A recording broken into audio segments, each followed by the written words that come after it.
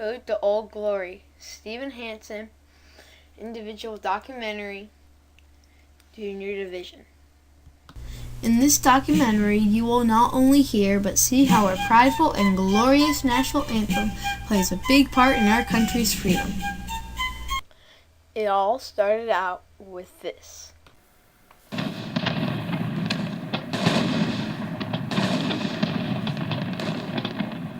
The War of 1812 was a dispute over an issue called impressment. One American frigate called the Chesapeake clashed in battle with a British vessel named the Leopard. In the end of the grueling battle, the British vessel Leopard came victorious. The Chesapeake was boarded and from it was taken 4 American naval soldiers. They were forced into impressment. Impressment was where if a British soldier deserts his regiment and goes to America, then he joins the Navy or Army and is found by those old Brits. Then he could be taken back and forced to fight by Britain. This was okay in Britain's eyes, but definitely not in America's. Many years earlier, Betsy Ross started her sewing career. She had just won the High Street Fair sewing competition for the first time. She's about 13 right now. She won because of the 5 pointed stars, which were unheard of at that time. She had always believed in freedom and liberty. In the year 1776, at the behest of George Washington, she used these 5 pointed stars on the new American flag. Several years later, the Revolution ended. Fort Whetstone was never used during this time. Fort Whetstone was a small fort on a peninsula called Western Point. Its unique design of a 5-pointed star from Betsy Ross's flag made it easy to defend because one point of the star could see the point next to it. Therefore, it only needed as many as 5 men to defend 1 point at a time. Another clever thing, courtesy of the good all-American ingenuity, was that if an intruder came into the point, they would have to go through the fort just to get to Baltimore. But even at that, it needed to be built up due to the improvements in technology, like mortars and rifled cannons. So the city of Baltimore didn't have enough money to afford this. But James McHenry, who was a lawyer at that time, raised enough money for the huge project to get done. Fort Whetstone now had a new name due to its contributor. Its new name would be Fort McHenry. The new Fort McHenry was now ready for action. But first, it needed a flag to fly and a leader to undergo its major battles to come. So General George Armistead was appointed the leader.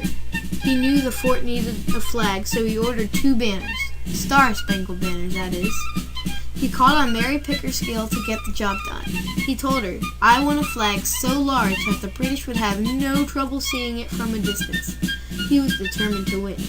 Mary Pickersgill and her daughter Caroline sewed up 2 flags. One called the Storm Flag for battle, which was a giant 25 by 17 feet. The next was called the Garrison Flag. It flew when the Americans would win. It was an even bigger, astounding 45 by 30 feet. But the Battle of Fort McHenry couldn't take place without one of its most important characters, Francis Scott Key. When Francis Scott Key was young, he was called Little Frankie. He was naturally inclined to writing and had a beautiful cursive writing, or also known as calligraphy, unlike me. His mother was blind, but he learned to live at a young age. He went to St. John College in Annapolis, Maryland. There, he became an attorney and got an ample education in writing, poetry, and philosophy. He grew up to play a major role in the Battle of Fort McHenry for our country's posterity.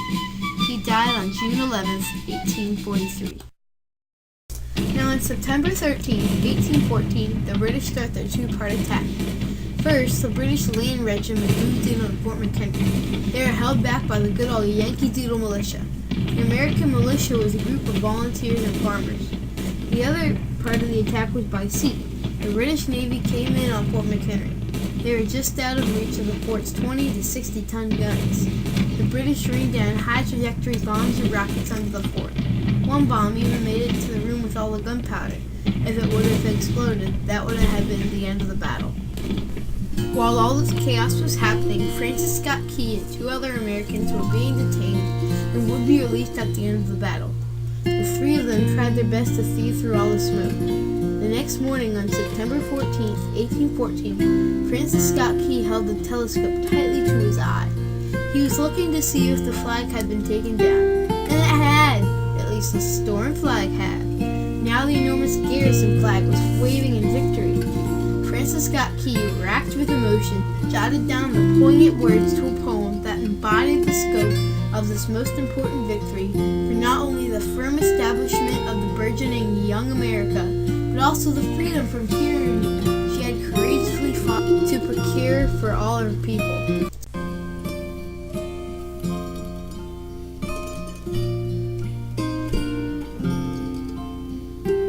It was immediately published the next day and put to the tune of Anacreontic in Heaven, a British drinking song.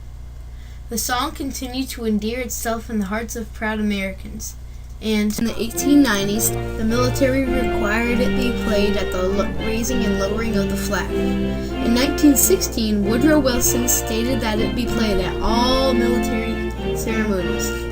On March the 3rd, 1931, Herbert Hoover made the Star-Spangled Banner the national anthem of the United States. With the help of Robert Ripley, who wrote a cartoon to convince the public, Hail Columbia, the first unofficial national anthem, was now replaced by the Star-Spangled Banner. And now to the present day. What are your thoughts and feelings about the Star-Spangled Banner? Well, it represents the United States.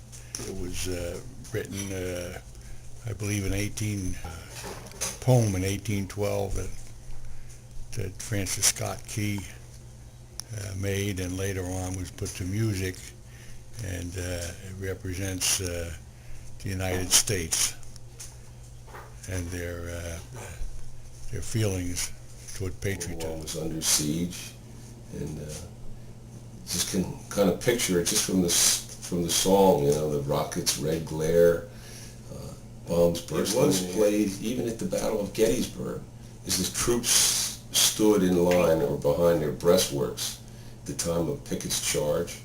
Right before Pickett's charge, there was this tremendous cannonade for 3 hours. It has a little bit of a tie-in with the idea of the different states. Okay.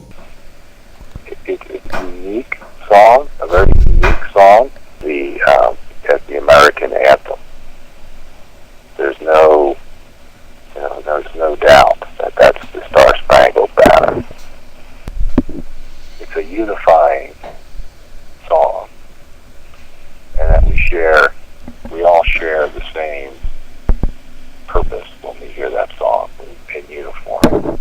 I think the national anthem represents bravery and actually fighting for our freedom, because it was